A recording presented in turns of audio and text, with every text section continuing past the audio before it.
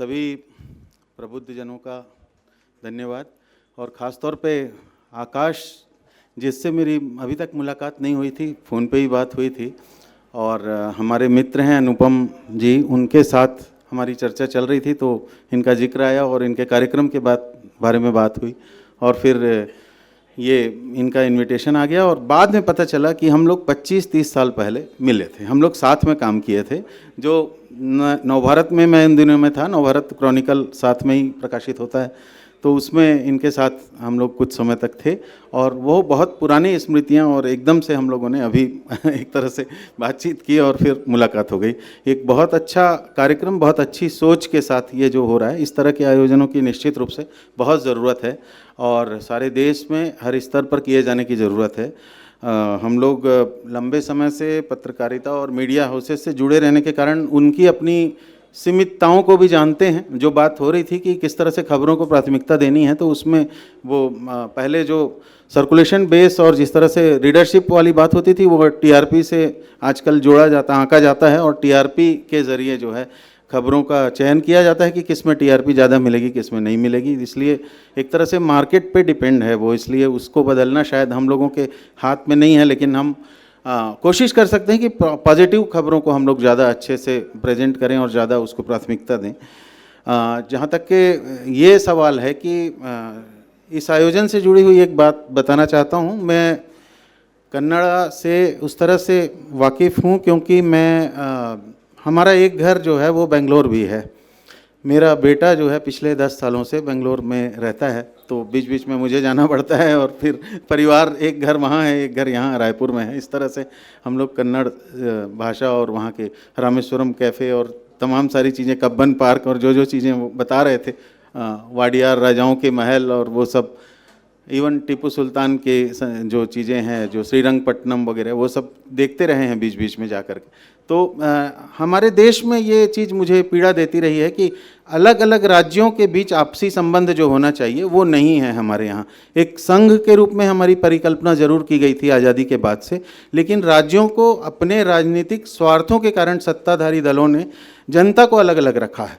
हमारे यहाँ भारत चाइना संबंध परिषद रहेगा, भारत रूस संबंध परिषद रहेगा, अमेरिका के साथ भी संबंध परिषद रहेगा, लेकिन राज्यों के बीच आपसी संबंध जो है किसी न किसी राजनीतिक स्वार्थ से नहीं होने दिए गए हैं और उसके लिए जनता के बीच एकजुटता आएगी और जनता से हमको फिर सवाल पूछे जाएंगे। यही डर राजनीतिक ताकतों का रहा है जिसके कारण हम लोगों को अलग अलग रखा गया है। इवन बस्तर में रहते हुए, बस्तर की सीमाएं उड़ीसा से लगी हुई हैं और उड़ीसा के बहुत सारे लोग छत्तीसगढ़ में अलग अलग हिस्सों में रहे हैं, लेकिन उड़ीसा के साथ भी उड़ीसा का साहित्य जो है वो अलग दिशा में चलता है। बस्तर और छत्तीसगढ़ में उस तरह से साहित्य और दूसरी गतिविधियाँ उससे जुड़ी हुई नहीं हैं। तो छत्तीसगढ़ के बारे में बताना चाहूँगा कि 7 राज्यों से हमारी सीमाएं जुड़ी हुई हैं, जिसमें से 4 राज्य जो हैं वो समझ लीजिए हिंदी भाषी एक तरह से हैं। झारखंड और छत्तीसगढ़ सेम आदिवासी बहुल इलाका है। उसके अलावा उत्तर प्रदेश की भी सीमा जुड़ी हुई है और मध्य प्रदेश भी हिंदी भाषी ही है। लेकिन इसके अलावा जो गैर हिंदी भाषी राज्य हैं, वहाँ की भाषाओं को हम लोग उस तरह से यहाँ के पठन पाठन में जोड़ के नहीं रखते हैं, जो कि रखना चाहिए। तेलंगाना और आंध्र प्रदेश एक तेलुगु भाषी राज्य है जो जुड़ा हुआ है बस्तर से, छत्तीसगढ़ से। उसी तरह से हमारे से जुड़ा हुआ उड़ीसा तो है ही, महाराष्ट्र भी है, लेकिन बहुत कम ऐसे स्कूल या शैक्षणिक संस्थान है जो मराठी और उड़िया को उस तरह से, तेलुगु को उस तरह से छत्तीसगढ़ में पढ़ाते हैं या महत्व देते हैं। तो सांस्कृतिक एकता जो हमारे देश की जो खासियत है, जो विविधता में एकता, वो तभी आएगी जब हम भाषाओं के जरिए भी जुड़ेंगे। जो सबसे बड़ी समस्या, नक्सल समस्या की बात करते रहे अभी तक के वक्तागण, जो सारे लोगों ने बातचीत की कहीं ना कहीं से, नक्सल समस्या का भी एक बहुत बड़ा कारण रहा है कि जो आदिवासी इलाकों में जो गोंडी भाषा पे डिपेंड ज़्यादातर लोग रहे हैं और हमारे यहाँ का पूरा एडमिनिस्ट्रेशन हिंदी भाषा और छत्तीसगढ़ी बोली को लेकर के चलता रहा, तो हम लोग वो गोंडी बोलने वालों के बीच अपनी विश्वसनीयता बना नहीं पाए। हमारा प्रशासन इस बात को नक्सलियों ने पकड़ा और उन्होंने आकर के गोंडी सीखी और उनके सारे कमांडर जो है वो चाहे तेलुगु रहे हों चाहे बाहर से आए हों, लेकिन वो गोंडी में संवाद करते रहे। तो भाषा एक बहुत बड़ा जरिया रहा। जो बीबीसी के संवाददाता रहे शुभ्रांशु जो है हमारे साथी, उन्होंने गोंडी में अनुवाद को लेकर के एक पूरा प्रकल्प चलाया, अपना कोशिश की उन्होंने कि किस तरह से मोबाइल का इस्तेमाल करके बुलटू रेडियो करके वो कर सकें उस तरह से, ताकि भाषा को लेकर के जो दूरी है जनता और सत्ता के बीच की वो दूर हो सके। तो बुनियादी बातें ये हैं जिनको लेकर के महत्व जो दिया जाना चाहिए था वो नहीं दिया गया। केवल रामायण बंटवा करके गोंडी में अनुवाद कर, हल्बी में अनुवाद कर रामायण बंटवा दें और रामायण मंडली खोल दें तो उससे जनता जुड़ जाएगी, ऐसा सोच लिया गया सत्ता पक्ष के द्वारा, लेकिन वो सही रास्ता नहीं था। तो विश्वास कायम करना बहुत ज़रूरी है जनता के बीच में, तब सत्ता से उसका जुड़ाव होगा और तब वो जनता आएगी, सत्ता में भागीदारी करेगी और तब जाकर के विकास अपने गति से आगे बढ़ेगा।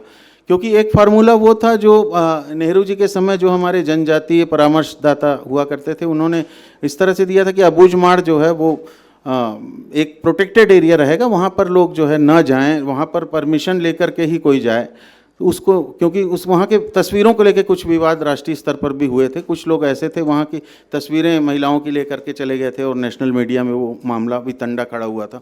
तो उसको लेकर के काफ़ी विवाद के बाद प्रोटेक्टेड एरिया पूरी तरह से कर दिया गया था कि कोई भी नहीं जाएगा। ये बात अलग है कि जो वनोत्पाद खरीदने वाले व्यापारी हैं वो तो हर हफ्ते जाते ही थे, उस तरह से लोकल लोगों के लिए दिक्कत नहीं थी, मगर उसको प्रोटेक्टेड एरिया रखा गया था, जिसका परिणाम ये हुआ कि वो जब वो आए, नक्सल आए, जब फोर्स आए तो उनको लगा नक्सलियों को कि ये एरिया हमारे लिए मुफीद है, वहाँ पर उनके डेवलपमेंट के लिए, उनको अपनी जनताना सरकार चलाने के लिए बहुत बेहतर माहौल लगा और उसका उन्होंने इस्तेमाल किया उस तरह से, जिसके कारण वो इतने ताकतवर हो गए कि सरकार को फिर बहुत ज़्यादा फोर्स झोंकनी पड़ी और अब जा कर के उस पर एक नियंत्रण है। तो एक्सट्रीम जो जिस तरह से हावी होते हैं तत्व, तो उसके लिए माहौल सरकार ही तैयार करती है, एक तरह से कहा जाता है। तो फिलहाल जो हालात हैं उसमें ये बहुत अच्छा सुझाव है, बहुत अच्छा कार्यक्रम की शुरुआत है कि इस तरह से हम आपस में अलग अलग भाषाओं के लोग मिलते हैं, आपस में संवाद करते हैं। और जैसा कि द संवाद लिखा है और आपने उल्लेखित किया ही था कि द संवाद का मतलब किसी भाषा को समझना, किसी भाषा को सम्मान देना, जानना, वो बिल्कुल गलत बात नहीं है। अपने घर के भीतर अपनी संस्कृति को बचाए रखना वो महत्वपूर्ण है। निश्चित रूप से मैं भी उससे सहमत हूँ। छत्तीसगढ़ के बारे में आप लोग जानते हैं, एक टोकरी भर मिट्टी पद्मलाल पुन्नालाल बख्शी का जो हिंदी की पहली कहानी कही जाती है हिंदी भाषा, हिंदी साहित्य में। हबीब तनवीर का जो नाट्य है उसमें चरणदास चोर ऐसी विधा है जिस पे फिल्म पहले बनी और नाटक बाद में बना। इस तरह से जो चीज़ें छत्तीसगढ़ को प्रतिष्ठा देने वाली चीज़ें हैं वो रही हैं। गजानन माधव मुक्तिबोध की कविताएं और आलेख आज भी हिंदी लिटरेचर में एक बहुत महत्वपूर्ण स्थान रखते हैं, उनका कोई मुकाबला नहीं है। और जो इन सब चीज़ों को जानने के लिए पढ़ना बहुत ज़रूरी है और जो पढ़ने का अभ्यास है वो दिनों दिन लोगों का छूटता जा रहा है, वो एक बड़ी दिक्कत है। अभी छत्तीसगढ़ की सरकार ने कुछ अच्छी बातें, अच्छे काम जो किए हैं उसमें एक अच्छी घोषणा वो भी है कि लाइब्रेरी अलग अलग जिलों में, नालंदा, तक्षशिला जो रायपुर में है उसकी तर्ज में खोलने की घोषणा की है। तो वो अच्छी घोषणा है, उससे पढ़ने योग्य लाइब्रेरी शायद अच्छी होगी। और जगदलपुर की भी एक अच्छी खूबी रही कि यहाँ पर जो एक पुरानी लाइब्रेरी थी, मैं पुराने लोगों से बातचीत करके मुझे पता चला कि 40-50 साल पहले भी लोग नियमित रूप से बैठ के उसमें पढ़ते थे और उस लाइब्रेरी में पढ़ने के कारण ही इस जगदलपुर की धरती ने एक बहुत बेहतरीन कहानीकार उपन्यासकार दिया है जिनका नाम है गुलशेर खां शानी। शानी जी का काला जल एक उसके रूप में आता था, सीरियल के रूप में आता था। शानी जी ने बहुत बेहतरीन कहानी और उपन्यास लिखा जो बस्तर की भूमि पर आधारित उपन्यास है और वो दिल्ली में साहित्य परिषद से रिटायर्ड हुए हैं और डेथ हो चुकी है उनकी। शानी फाउंडेशन अभी चल रहा है तो उसका मैं ट्रस्टी हूँ। तो शानी जी को जितना वेटेज मिलना चाहिए था, मुझे लगता है बस्तर के होने के कारण शायद उनको नहीं मिला। नहीं तो उन्होंने उस ज़माने में जो जिस तरह से साहित्य रचा और जिस तरह से उनकी कहानियाँ हैं, उपन्यास हैं, तो वो साहित्यकारों में तो है उनका कद, लेकिन बस्तर और छत्तीसगढ़ अलग होने के बाद जिस तरह से उनको स्कूल कॉलेज की किताबों में होना चाहिए था वो कद उनको हासिल नहीं हो पाया।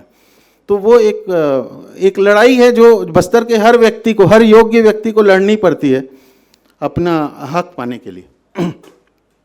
तो खैर ये चीज़ें हैं और मुझे लगता है कि ये बांस गीत हो गया, पंडवानी हो गया, आदिवासियों के नृत्य हो गया और बहुत गोंड आदिवासी और अबूझमाड़िया और अलग अलग तरह के जो कोया आदिवासी समाज के रीति रिवाज चीज़ें हैं वो अब यूट्यूब आने के बाद हम लोग सब देख पा रहे हैं। इसके पहले की मीडिया ने भी उसको उस तरह से प्रोत्साहित नहीं किया था। तो ये चीज़ें हैं जो अदर देन नक्सल न्यूज़ के हम लोगों को देखनी चाहिए, समझना चाहिए, अचीवमेंट देखना चाहिए। मैं बस्तर में, उत्तर बस्तर में गुंडाहूर करके एक सरकारी स्कूल है जहाँ के बच्चे हर साल मेरिट लिस्ट में आते हैं। मतलब सरकारी स्कूल है और पखांजूर इलाके में है, वो जिला मुख्यालय से भी 150 किलोमीटर दूर होगा, लेकिन वहाँ के बच्चे अच्छे मेरिट लिस्ट में आते हैं। तो इस तरह के बहुत सारे स्कूल हैं जिनके टीचर्स को हमको मतलब उस तरह से धन्यवाद देना चाहिए कि उन्होंने विपरीत परिस्थितियों में भी चीज़ें संभाल के रखी हुई हैं। तो यही सब कोपल हैं जो आगे चल के विकास को और गति देंगे और बेहतर बस्तर बनाएंगे। और जैसा कि आपने कहा कि बस्तर मॉडल प्रतिष्ठित होगा आगे चल करके। और मूलतः मैं भी बस्तरिया हूँ क्योंकि मैं पैदा कांकेर में हुआ हूँ सरकारी अस्पताल में, इसलिए मुझे पता है। और 1986 में मैंने साइकिल यात्रा की थी बस्तर की। हम कॉलेज के 3 स्टूडेंट थे, जिसमें से एक स्टूडेंट अजय मंडावी को लास्ट ईयर अभी वो पद्मश्री पुरस्कार मिला है, कांकेर में वो रहता है। तो मुझे उस दर्द का एहसास है कि बस्तर के लोगों की क्या अपेक्षाएं हैं, आशाएं हैं और पत्रकारों की क्या पीड़ाएं हैं वो भी मुझे पता है, क्योंकि मुकेश चंद्राकर जिसकी हत्या कर दी गई थी पिछले बार, भ्रष्टाचार की खबरों को भी उस तरह से वेटेज नहीं मिलता नेशनल मीडिया में बस्तर के भ्रष्टाचार की खबरों को, जितना कि नक्सल खबरों को मिलता है। तो ये सब हम सब के साझे दर्द हैं जिसको हमारे पत्रकार साथी समझते हैं और महसूस करते हैं।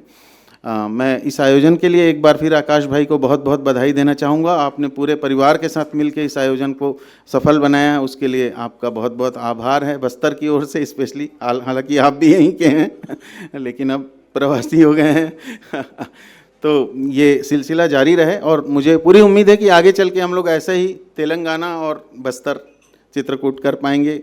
इसी तरह से हम महाराष्ट्र मराठी को लेकर के कर पाएंगे, ताकि ये सिलसिला जारी रहे और एक कारवां चला है तो फिर लोग जुड़ते रहेंगे और आगे हम मिलते रहेंगे लगातार। धन्यवाद आप सभी को।